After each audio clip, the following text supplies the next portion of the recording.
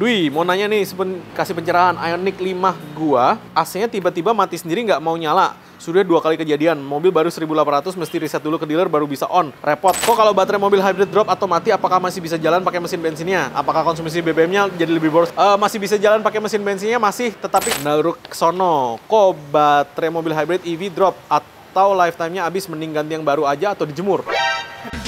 Cari bengkel mobil yang tepat, ayo ke dokter mobil aja. Jujur, cepat dan juga lengkap, ayo ke dokter mobil aja. Kualitas yang terbaik, harga juga bersahabat. Percayalah, di dokter mobil pasti beres. Halo Marvels, balik lagi dengan saya Lung Dokter Mobil untuk stabil hybrid EV part 2. Randy bagus, AG itu Argentum, silver perak, yes betul. Kemarin cespleng hilang dari kepala gua. Taunya AU Aurum. AG apa ya? Iya, gua bener-bener cespleng hilang tuh dari kepala gua tuh. Febri Firmansyah, kenapa sertifikasi harus ke Malaysia? Di Indo nggak ada yang memfasilitasi untuk pelatihan dan sertifikasi. Kalau ada, itu gue yang bikin pasti. Kenapa? Hari ini gua satu-satunya yang tersertifikasi hari ini ya. Besok nggak tahu. Ku rumah info tuan, Toyota garansi baterai 8 tahun, bukannya harusnya worry free sampai tahun 8. Yes betul. Habis itu lu jual kan? Masa lu pakai lagi? Nah, ketika lu jual, harganya Andri Yunanda, stabil, kok mild atau micro hybrid, baterai motornya rusak terus didiemin aja, apa masih bisa dipakai nggak mobilnya? Masih. Tertarik sama XL7? Masih bisa dipakai, cuman lu nggak akan dapat pengiritan. Nah, biasanya baterainya itu kalau untuk XL7 hybrid ya, ini yang rusak di luar negeri itu bukan baterainya yang pertama, yang rusak itu motornya duluan.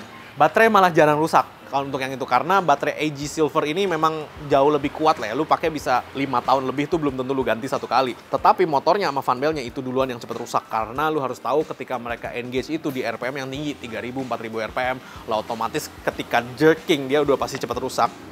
Dwi, mau nanya nih, kasih pencerahan Ioniq 5 gua, AC-nya tiba-tiba mati sendiri nggak mau nyala. Sudah 2 kali kejadian, mobil baru 1800 mesti reset dulu ke dealer baru bisa on. Repot, apalagi pas kejadian lah jauh dari lokasi dealer pas cuaca lagi panas-panasnya. Yes, Ioniq memang problemnya itu, jadi softwarenya masih banyak glitch. Sampai dengan video ini dibuat, kayaknya masih ada beberapa glitch dari software itu.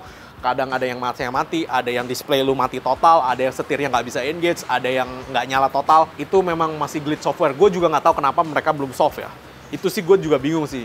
Menurut gue sih ada problem di hardware, komponen hardware yang motherboardnya ya gitu loh. PCB-nya menurut gue ada problem. Itu kayak PCB itu kan cycle ya. Kalau lu tahu ilmu elektro itu kan crystal frequency ya kan. Nah itu kan dia berputar nih cycle berapa kali. Nah dia itu berberapa juta cycle itu harus ada yang reset. Nah kayaknya itu deh. Resetan itunya kayaknya nggak balik lagi deh. Kayaknya ini balik lagi, ini spekulasi gue ya. Mungkin salah gitu kan.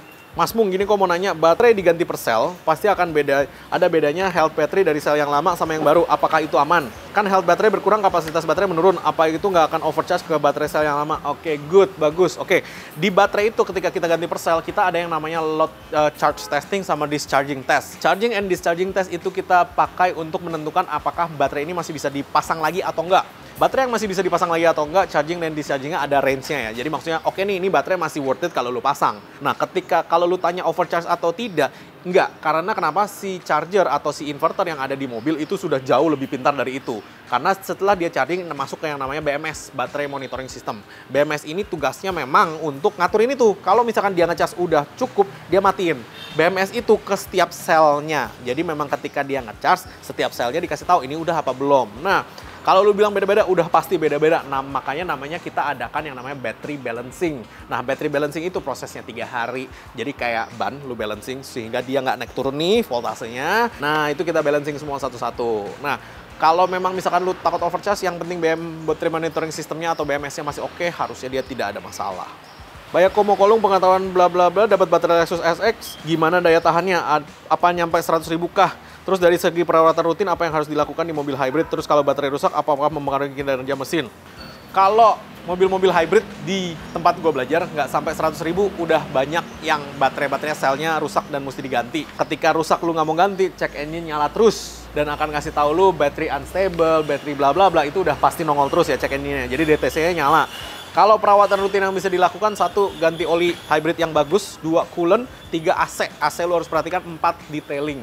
Jadi engine harus bersih kinclong, interior harus bersih kinclong, dan baterainya lu lakukan yang namanya hybrid service atau hybrid maintenance, ya kan? Nah, hybrid maintenance itu baterai dicopot, bersihin semua satu-satu, bus barnya atau konektor-konektor dari si baterai hybridnya itu juga dibersihin dengan chemical, baru dipasang lagi biar dia dinginnya bagus. Makanya kenapa AC juga penting, karena AC juga harus dingin maksimal sebelum masuk ke situ. Jadi saran gua sih, kalau misalkan lu mau beli Lexus hybrid, lu harus tahu harga baterainya berapa, siap-siap itu lu ganti semua. Kok kalau baterai mobil hybrid drop atau mati, apakah masih bisa jalan pakai mesin bensinnya? Apakah konsumsi BBM-nya jadi lebih boros? Masih bisa jalan pakai mesin bensinnya, masih, tetapi nggak bisa starter. Karena si mesin ini menggunakan Atkinson cycle, dia menggunakan si motor listrik untuk berputar supaya mesinnya start. Dia tidak punya dinamo starter. Jadi kalau dinamonya rusak 100% atau dinamonya tidak bisa bergerak 100% gara-gara baterainya mati, udah pasti engine-nya nggak nyala. Itu udah pasti.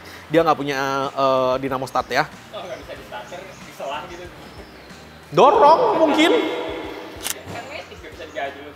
Mungkin didorong, gue belum pernah sih ngalamin sih. Kalau nggak bisa di starter ya biasanya orang sono derek, Pak. Jadi emang nggak bisa dibawa kemana-mana, Pak. Ya kalau orang Indonesia kan pasti coba dorong turun gunung.